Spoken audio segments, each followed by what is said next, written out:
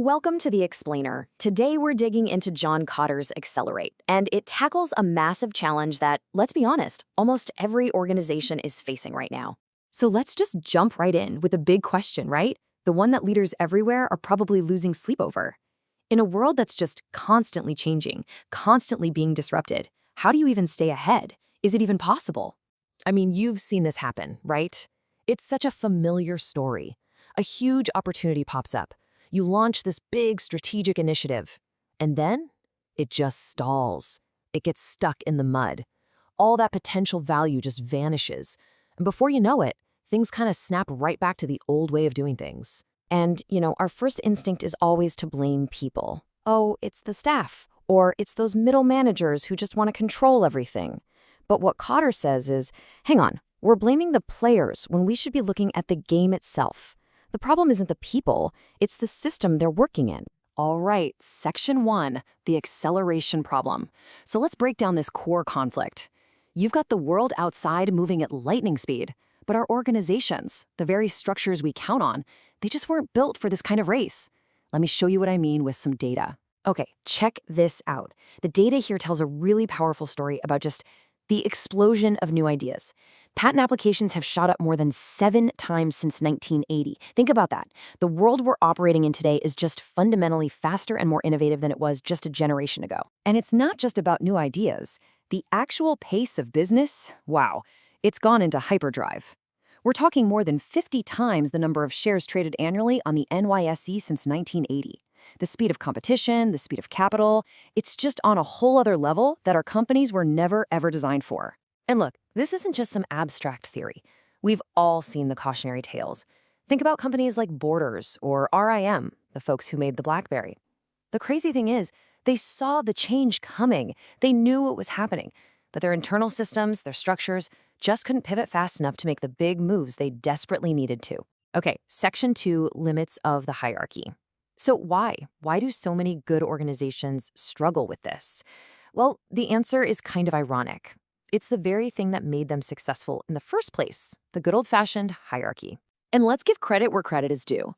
As Kotter says here, hierarchies were one of the most amazing innovations of the 20th century. Seriously, they were masterpieces of design built for one thing: reliability and efficiency. And for decades, they were absolutely brilliant at delivering consistent results. But here's the catch, right? A system that's designed for stability and efficiency, is it really capable of delivering the agility we need today? As the world got faster, all those things that made the hierarchy so strong, the stability, the rules, the strict rules, they started to act like anchors, just weighing the whole ship down. And this table just lays out that tension perfectly. It's the ultimate stalemate. On one side, you've got everything you need to be doing, innovating, changing, growing. But on the other side, pulling against you, are all the things that hierarchies naturally create. Silos, rigid rules, pressure to just make the quarterly numbers. You get the idea. It's a constant battle. All right, Section 3. So, what's the answer? This brings us to Kotter's big idea for a faster future. And what's so cool about it is that it's not about blowing up the old system, it's about adding something new right alongside it. He calls it the dual operating system. Think of it like this. You've got 2 systems running in one company. The hierarchy, that traditional pyramid, it keeps doing what it's great at, running the day-to-day business with reliability and efficiency. But working with it, you have this second system, a dynamic, fast-moving network. It's less like a pyramid and more like a solar system, with energy and projects orbiting a central opportunity. And here's a really key distinction. These 2 systems run on totally different engines.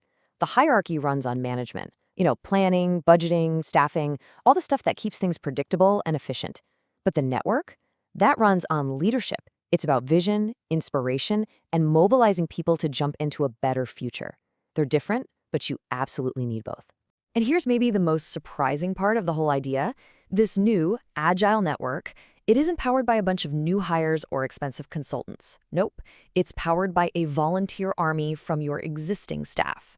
We're only talking about 5 to 10% of your people, the ones who are already passionate and just want to make a difference. Okay, Section 4. So how does this network actually work? Because it's not chaos, right? It's not just a free-for-all with a bunch of enthusiastic people running around. It has a structure, an engine. It runs on a very clear set of processes that Cotter calls the 8 accelerators. So these 8 steps are the engine. And it's really important to see this as a dynamic cycle, not a rigid linear checklist. It all kicks off by creating a ton of urgency around one big opportunity. Then you get a guiding coalition, you get that volunteer army excited, and you start removing barriers. The key is to generate short-term wins, quick, visible successes that build momentum.